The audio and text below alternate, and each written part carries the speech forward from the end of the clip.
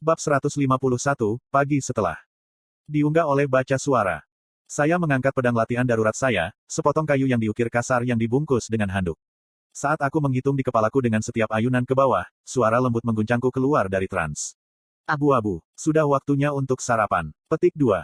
Melihat dari balik pundakku, aku melihat Cecilia di dekat pintu dengan handuk segar terlipat rapi di lengannya.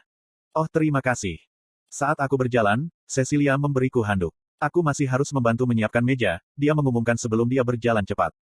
Aku menyaksikan Cecilia berjalan kembali melalui lorong yang remang-remang, mengingat kejadian hampir setahun yang lalu ketika aku hampir mati berusaha menyelamatkannya dari ledakan kinya. Terlepas dari cara bicaranya yang menyendiri, sikapnya terhadap semua orang di panti asuhan benar-benar membaik. Setelah saya menyeka diri, saya masuk kembali ke dalam, memastikan untuk menutup pintu kasa untuk serangga musim panas berdengung di luar. Seseorang rupanya sedang melewati masa puber yang dinilai dari bau yang berasal dari tubuhnya. Sosok tubuh kurus Niko mendekatiku dari lorong yang berpotongan. Keringatmu mulai bau ketika kamu melewati masa pubertas. Tanyaku, mengendus bajuku tanpa lengan. Seharusnya, menurut sebuah artikel yang saya baca tentang hormon, dia mengangkat bahu. Aku mencium aroma tengik untuk pertama kalinya, aku meringis. Cecilia mungkin mencium ini juga. Apakah dia bereaksi dengan cara apapun? Tidak, dia hanya memberiku handuk dan pergi, kataku ketika aku lebih banyak menyekat tubuh dengan handuk, berharap itu akan menghilangkan lebih banyak bau busuk dari diriku. Pengabdiannya untuk tetap setia pada karakter acuh tak acuhnya kuat, Niko mengangguk. Aku terkekeh. Kurasa dia tidak berusaha menjadi karakter. Aku mohon berbeda, temanku. Minggu lalu, setelah saya baru saja selesai mengutak-atik sarung tangan kejut, nama yang bekerja, dengan cara, menjadi liontin yang bisa dia bawa di lehernya, dia menolak. Petik 2. Mengangkat alis, aku menyeringai pada temanku. Oh, Anda memberi Cecilia kalung. Petik 2. Bagaimana Anda selalu berhasil memilih dan memilih apa yang ingin Anda dengar? Apa yang akan kamu lakukan ketika kamu pergi ke sekolah sungguhan? Dia menghela nafas. Dan selain itu, kupikir dia lebih menyukaimu, dengan dia memberimu handuk dan semuanya. Yah, aku memang menyelamatkan nyawanya, kau tahu, godaku, melingkarkan tangan di tubuh temanku yang kurus itu, bahwa aku sudah lebih besar beberapa bulan terakhir. Ksatria di baju besi berkeringat, katanya, mencubit hidungnya. Semakin hari ini semakin jelas bahwa Niko mulai mengembangkan perasaan pada Cecilia, ratu es rumah yatim kami. Bukan rahasia lagi bahwa Cecilia populer di kalangan anak laki-laki di sini, tetapi semua orang yang mengumpulkan keberanian untuk bergerak telah ditolak. Niko, dengan perpaduan antara kebanggaan dan harga diri yang rendah, menemukan cara lain untuk membuat Cecilia memperhatikannya tanpa mengungkapkan ketertarikannya padanya. Sambil mendesah, aku bersandar lebih berat pada temanku yang kurus, membuatnya berjuang agar kami tidak jatuh. Aku tidak begitu yakin tentang pergi ke sekolah lagi. Apa, Niko akhirnya berhasil membebaskan diri dari lenganku. Mengapa? Anda tahu saya hanya bercanda tentang kecerdasan Anda. Petik 2. Bukan itu, aku terkekeh. Itu mahal dan kepala sekolah Wilbeck sudah kesulitan mengirim bahkan beberapa anak ke sekolah. Lalu apa yang kamu rencanakan untuk dilakukan? Tanya temanku, alisnya rajutan serius. Aku belum tahu, tapi mungkin hanya membantu sebagai staf di panti asuhan begitu aku cukup tua. Akhir-akhir ini, saya bahkan berpikir untuk pergi ke sebuah institusi untuk menjadi lebih baik Diki. Saya tahu mereka menawarkan uang sekolah gratis dan barang-barang jika Anda memenuhi syarat. Aku mengangkat bahu. Kamu bercandakan. Dia menggerutu, berhenti di tengah lorong. Saya tahu kami berutang banyak kepada kepala sekolah Wilbeck dan saya yakin Anda ingin membalasnya, tetapi tetap di sini untuk melakukan itu adalah pikiran yang picik. Dengan bakat Anda dapat melakukan lebih banyak lagi begitu mendapat pendidikan yang layak. Petik 2. Yang membawaku ke mengapa aku memikirkan institut. Itu bukan pendidikan, potong Niko. Lembaga-lembaga itu dirancang untuk menghasilkan tentara yang tidak berpikiran dan menemukan kandidat potensial untuk raja. Saya telah membaca beberapa jurnal tentang tempat-tempat itu, bagaimana para siswa di sana bekerja sampai hampir mati, bagaimana kandidat dikeluarkan jika mereka tidak memotongnya. Petik 2. Kamu terdengar seperti kepala sekolah, gerutuku ketika aku mulai berjalan lagi. Karena kamu tidak punya motivasi untuk melakukan sesuatu. Tentu, Anda suka pelatihan, tetapi Anda tidak memiliki tujuan melewatinya, dia menghela nafas. Sekolah adalah tempat di mana kamu bisa mengetahui apa yang ingin kamu lakukan sambil belajar tentang dunia ini tanpa batasan atau prasangka seperti institusi. Yah, uang masih menjadi masalah, aku menunjukkan. Jika kita ingin pergi ke sekolah, itu harus tahun depan. Ekspresi Niko melunak karena kepatuhanku. Beruntung sekali kamu kebetulan punya teman yang benar-benar berpikir dan merencanakan masa depan. Saya hampir berhasil menghemat cukup uang dengan misi kecil kami untuk kami sekolah, tentu saja, mengandalkan asumsi bahwa saya akan mendapatkan setidaknya sebagian beasiswa. Petik 2. Tunggu, bukankah kamu seharusnya memberikan uang itu ke panti asuhan? Iya, Niko memasang ekspresi polos, tidak semuanya. Mengeluh, aku menggeleng. Aku seharusnya tahu. Setelah kami mendapatkan pendidikan yang layak, kami dapat dengan baik membantu kepala sekolah dan anak-anak di sini.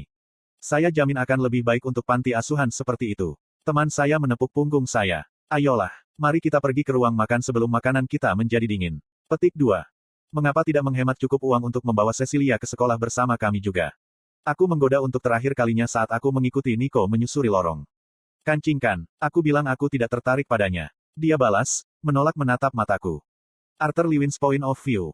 Saya membuka mata saya untuk disambut oleh cahaya matahari pagi. Bahkan sinarnya yang lembut, tersembunyi di balik lapisan awan, entah bagaimana sepertinya membuat lubang di retina retorku.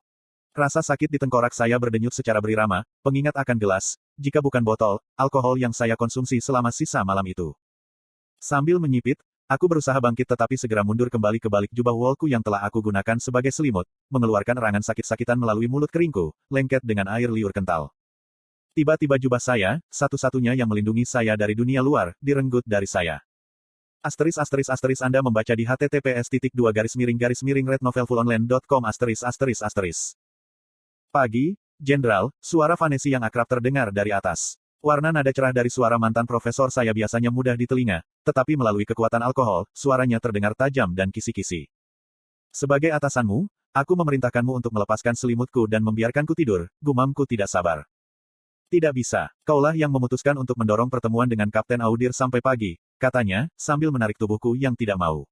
Percikan air dingin ke wajahmu dan temui kami di tenda. Sini, baca ini sebelum Anda bertemu dengan saya dan Kapten Audir. Vanessa memberiku setumpuk kertas yang digabungkan sebelum pergi. Menggerutu pelan, aku bangkit, mengamati sekeliling untuk pertama kalinya hari ini. Entah bagaimana aku berhasil mencapai puncak tebing yang menghadap kemah. Kamu tidak berhasil melakukan apapun semalam, suara Sylvie terdengar di kepalaku seperti tendangan ke otak. Tenang, si level. Kepala saya membunuh saya mengeluh ketika saya melihat ikatan saya dalam bentuk naganya mendekati dari hutan di belakang saya. Apa yang terjadi? Aku menyeret mayatmu yang mabuk ke atas sini untuk membiarkanmu tidur tanpa mempermalukan dirimu bahkan sebelum mengumumkan kepada semua orang tentang posisimu, tegurnya dengan suara lembut yang belum kudengar dalam beberapa hari. Bagaimana arloji tadi malam? Tidak ada yang aneh, tanyaku, berusaha mengubah topik pembicaraan. Bersinar cerah sebelum menyusut menjadi rubah putih mutiara, dia melompat di bahuku. Itu tenang. Ada lapisan kabut tebal di sepanjang pantai barat sehingga saya tidak dapat menemukan kapal musuh. Saya akan melangkah lebih jauh tetapi saya takut mereka akan menemukan saya. Petik 2. Kamu melakukan yang baik, kataku. Sekarang, di mana tempat aku bisa mencuci muka? Seharusnya ada stasiun cuci di perkemahan tapi ada sungai terdekat yang sedikit lebih dekat ke hutan yang kupikir lebih kamu sukai, jawabnya, gumpalan kabut terbentuk di depan moncongnya ketika dia berbicara. Alirkan itu. Udara segar membantu kondisi pemulihan saya, tetapi itu adalah percikan air dingin pertama di wajah saya yang benar-benar membersihkan kepala saya.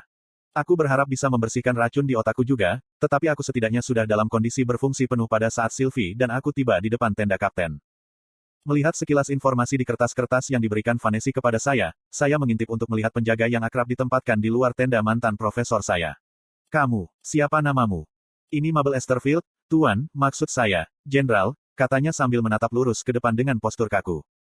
Nama yang cantik dan tidak cocok, aku berkomentar, menepuk pundaknya ketika dia memandangiku dengan ekspresi bingung. Berjalan menuju tenda, saya disambut oleh hembusan udara hangat dari tungku kecil di samping meja. Berdiri di sebelah mantan profesor saya adalah seorang pria yang dipaku dari ujung rambut sampai ujung kaki dalam pakaian militer yang terlalu elegan. Di sebelahnya, Vanessa tampak seperti seorang prajurit kaki sementara, dibandingkan dengan mereka berdua, aku tidak lebih dari seorang anak petani. Dengan rambut pirang keperakan disisir ke belakang di belakang telinganya yang sempit, Kapten Audir berdiri tegak dengan punggung tegak lurus. Sementara dia tampak tidak lebih tua dari ayahku, ada kerutan-kerutan di wajahnya yang memberitahuku betapa sering dia menghabiskan hidupnya dengan merengut. Alisnya yang tajam dan mata yang dalam tampaknya menembus saya dengan ekspresi bagaimana ia memandang rendah seorang anak yang pemberontak. Kapten, ini Jenderal Arthur Lewin. Jenderal Lewin, ini Kapten Jarnas Audir, Kapten Divisi Kedua, mantan profesor saya diperkenalkan ketika Kapten Audir dan saya mengunci tatapan. Senang bertemu denganmu, Kapten, sapaku dengan senyum, mengangkat lenganku.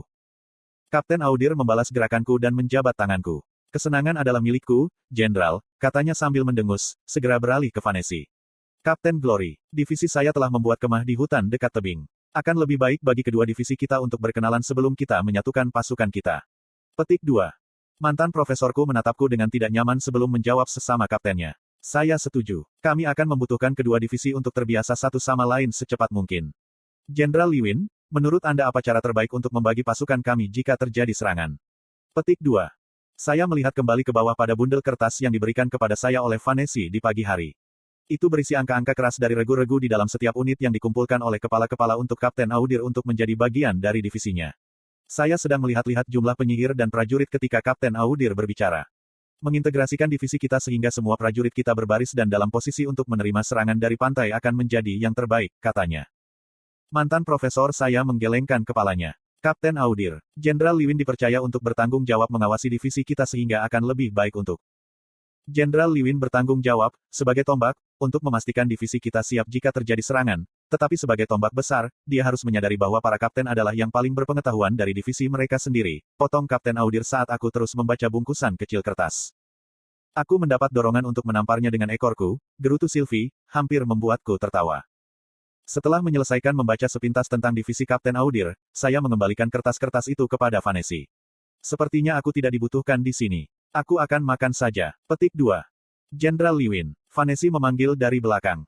Aku melihat dari balik pundaku. Iya. Apakah tidak ada yang ingin kamu tambahkan? Dia menjawab, gelisah tentang bagaimana pertemuan kita berkembang.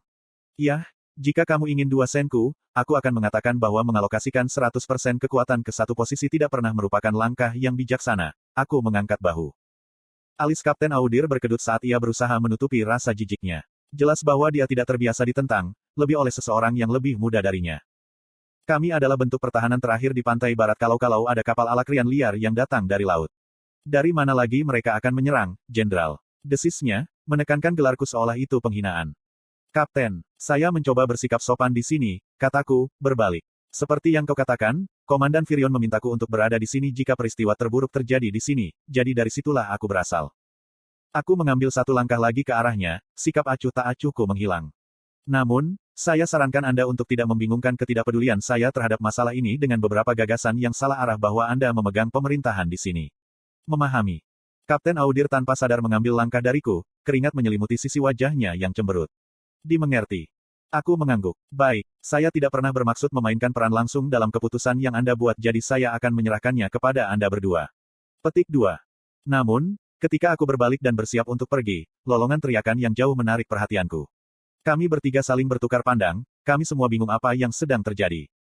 Kami berlari keluar dari tenda untuk melihat semua prajurit menatap, beberapa masih membawa mangkuk makanan di tangan mereka, menuju tebing tempat jeritan dan tangisan datang.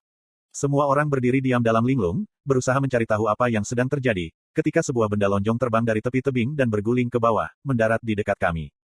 Itu adalah pedang berlumuran darah dengan lengan terputus, dibalut baju besi, masih mencengkeram pegangannya.